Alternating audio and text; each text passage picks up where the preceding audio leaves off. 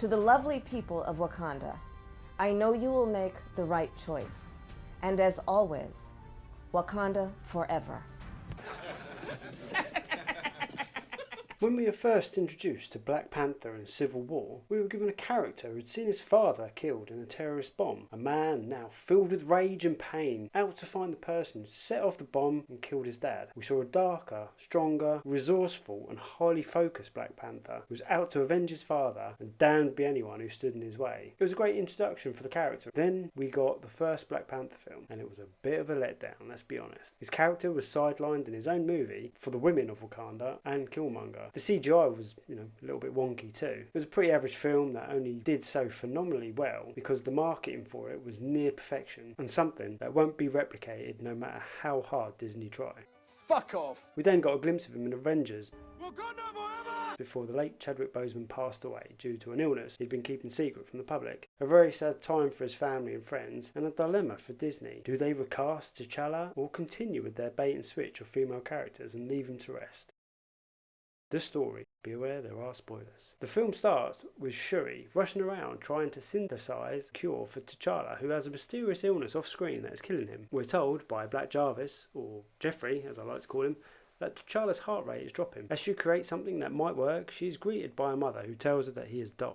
Off screen. Not Disney's best move, kill a popular character off screen. It's as though you're not providing closure there. And it could easily be done, with the use of deep fake. We fast forward to the next scene and we have a big funeral parade shown on the trailers. And he gets a good send-off with all the Wakandans in white attending. Fast forward 1 year later and the US government are deep sea diving in the Atlantic with a machine that can find vibranium. And it's found some at the bottom. The machine has been damaged and on closer inspection they find Jake Sully and his team, who proceeds to kill everyone on the ship. We jump to a few other scenes of people trying to steal vibranium from Wakanda, but we go to Shuri and she's with the Queen out at a campfire by the water trying to get closure for the death of T'Challa. When good old fish boy comes out of the water and flies with his weird flappy fishy wings. Disgusting! It was like someone slapping two trout together. It was weird. Anyway, he comes over to them out in the middle of the whole of Wakanda and he happens to find these two exact people that he needs to speak to right there. He tells them he wants to find the scientist who built this vibranium finding machine and bring them to him so he can kill them. Otherwise, he will start a war with Wakanda. As he sees it, Wakanda revealed the vibranium to the world, so it's their fault the Americans were looking for it in the ocean. Do we know how the Americans thought to even look in that exact part of that ocean in this world? Not a fucking clue. Shuri and the... You four-headed demon. Fuck, honestly. I laughed out loud with M'Baku called her that. Go looking for this scientist. And wouldn't you know it, the child prodigy who made this machine is none other than Riri Williams herself. 19 years old, who apparently built her first machine at the age of 3. While your average 3-year-old can barely wipe their ass properly, or, who just fall over while running around corners. Are you serious? Anyway, they find Riri, but so do the cops, and the three of them have to split up to evade the cops. Riri in her Mark 1 suit, which you can't really see because it's nighttime, really dark, and you just hear noises, really. Her, Shuri, and Ukayu get away from the cops, but Jake Sully's team intercept them and beat the bollocks off them. They take Riri and Shuri down to Talakan to see Fish Boy. Do we know how Jake Sully found the three of them on a completely different continent? Not a fucking clue. Luckily for them though, they all crashed on a bridge over a body of water instead of, some landlocked state. The more shows Shuri around, has a chat, gets sidetracked, and then Shuri and Riri escape with the help of Nakia. They get back to Wakanda and Fish Boy decides to attack and beat the bollocks off them yet again, this time killing the Queen, Shuri's mum. Shuri gets mad and she tries to recreate the flower that gave Black Panther his powers, while Riri makes Mark 2. They both succeed, Shuri becomes Black Panther and they go on the offensive to fight Fish Boy in the middle of the ocean. There is some fucking horrible CGI battle that looks horrendous and Shuri wins because, she's a woman. And that's the 2-hour and 40-minute story. The question is, was it any good? Was it made for me? Was it better than the first? Should I have given my ticket to a black person instead and sit my ass outside the cinema and make sure no other white people went inside? Firstly, no, it wasn't a good film. And it definitely wasn't made for me. And when I say that, I mean it wasn't a film made for men. This was, in all intents purposes, a chick flick. All the jokes were aimed at women because all of the main characters were women. M'Baku and Everett Ross were on screen for about 10 minutes, and Namor, well, when he was up, he wasn't really up for telling any jokes. So for 2 hours and 40 minutes, I laughed once, and that was with the bald-headed demon comment from M'Baku, which, to be fair, actually made me fucking raw. And it was unfortunate because, you know, he was a character that was sorely underused. In fact, all men were underused, but we'll get to that. What was good? This will be quick. Performances. Angela Bassett gave one hell of a performance in this. She ranged through every emotion, and she was believable throughout as a strong and powerful regal queen who was fair but could also rip your dick off and shove it down your throat if she needed to. She was a joy to watch when on screen and had some lovely moments with Shuri. And I've got to say, for 64, she was looking phenomenal. I mean, she looked like she'd been doing CrossFit for the last 5 years. Letitia Wright's performance with Shuri was excellent. Again, like Angela, she went through the full range of emotions. I mean, if anything, for these two, the script could have been better. You know, would have made some scenes a bit more powerful. But she still did great. My criticism of the character, though, would have been the fact that she became Black Panther. I mean, Letitia Wright looks so incredibly thin, like proper vegan thin, that she looked almost unhealthy. You know, a complete contrast to Angela. And therefore, when she became Black Panther, it wasn't believable. You know, especially fighting a 500-year-old battle-hardened god. And as well, for some reason, she was almost made to look and dress like a boy through a lot of it. All a bit androgynous for some weird reason. Winston Duke is a pleasure to watch on screen, especially as M'Baku. He's nailed that down, and you can really tell he enjoys playing that part. He's a big guy with a big presence. It was just a shame he was so underused, but he did provide the one joke of the entire film that landed.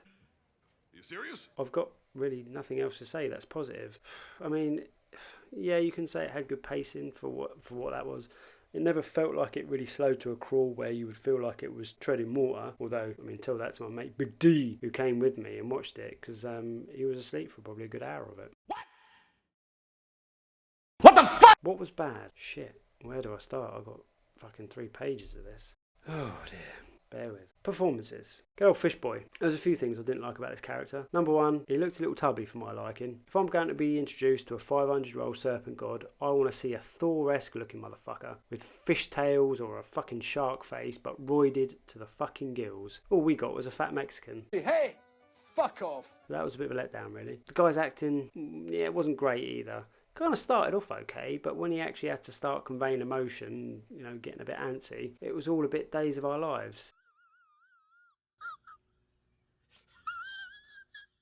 Julia Louis-Dreyfus, better known for playing the chick in Seinfeld. Firstly, where the fuck did she come from? It was suddenly out of nowhere. There was this OAP with a tinge of blue hair walking around as top spook fucking telling Everett what to do. It was so random, it was just fucking ridiculous. It was so out of place. It was just this suddenly a little random drag queen running around telling people what to do. Didn't get it, didn't like it, it was weird. This was a chick flick from start to finish. No man needs to watch this film, and any man who says they enjoyed it needs to take a long hard look in the fucking mirror. The men in this show were bit part characters as the women took full control. Namor was the antagonist, but he didn't get a lot of screen time. He was there just to start a war, and that was it. All of the jokes, as I said, were directed at women. A few of them were to do with makeup, that sort of thing. Only 2 men in this show showed some masculinity: M'Baku and Namor's fearsome warrior, Tuma, who kicked the shit out of Okoye. Other than that, the men in this were weak, or in some cases, such as the final act, did absolutely nothing except for, in that particular scene, hold the ropes for the female warriors who used them to run down the side of the boat to fight Jake Sully's team. Again, it's just another Disney film that fucking hates men and allows women to shine. Riri Williams.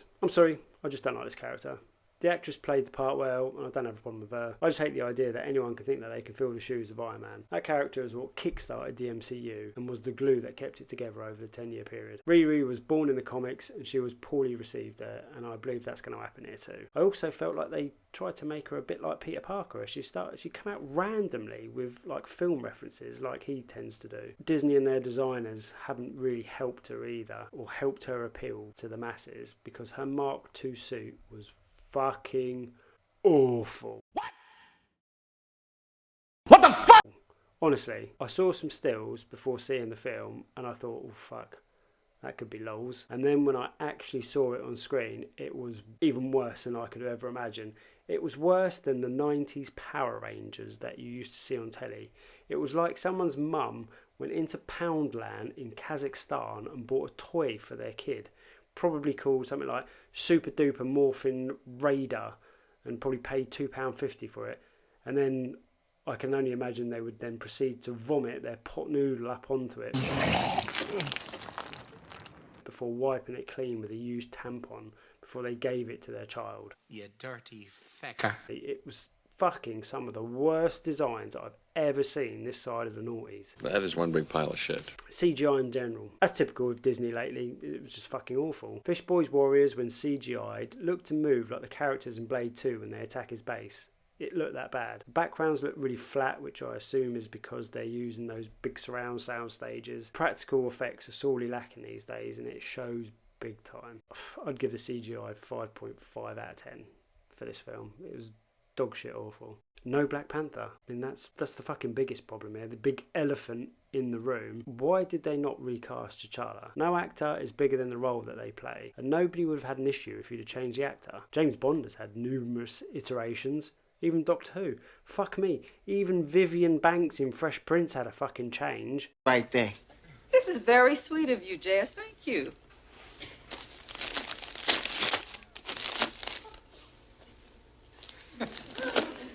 You know, Miss Banks, since you had that baby, there's something different about you.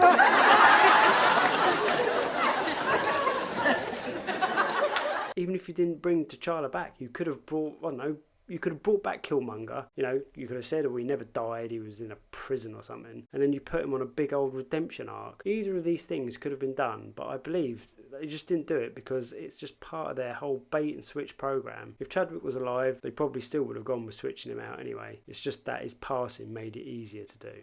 Not a great plan. Unbelievable moments. Shuri as Black Panther, for one, going toe to toe with a 500-year-old god. He's 500 years old, he's a god, and he's a naughty boy. He knows how to fight and has been known in his original form in the comics to be able to go toe to toe with Thor and the Hulk. So his power levels are fucking huge. So seeing a very skinny little girl get the strength of the Black Panther and then fight and beat him with little to no fighting experience and getting a fucking staff through her gut was totally unbelievable. In fact, it was fucking ridiculous. It'd be like Black Widow beating the Hulk. You're crazy. I like you, but you're crazy. In the film, Namor has Shuri imprisoned, and he tells her that they're so deep, if she tried to escape, the pressure of the sea would crush her. And then his little joke is, but hey, I've got a little deep sea diving suit for you to help you get around. Happy days, believable. However, later, she gets rescued by Nakia, and they escape and race back from the bottom of the ocean to the top at speed without pressure suits, and they are just fine and have no ill effects from the bends. Hey, fuck off. Fuck off. It's the same thing I said about Lord of the Rings. Your mechanics have got to stay true, otherwise it just doesn't come believable. The constant calling Everett a coloniser, yeah, felt a bit racist really. Not every white man's a coloniser, and the whole coloniser in chains, no, I have seen everything, was just bad taste really. Funny things about Wakanda.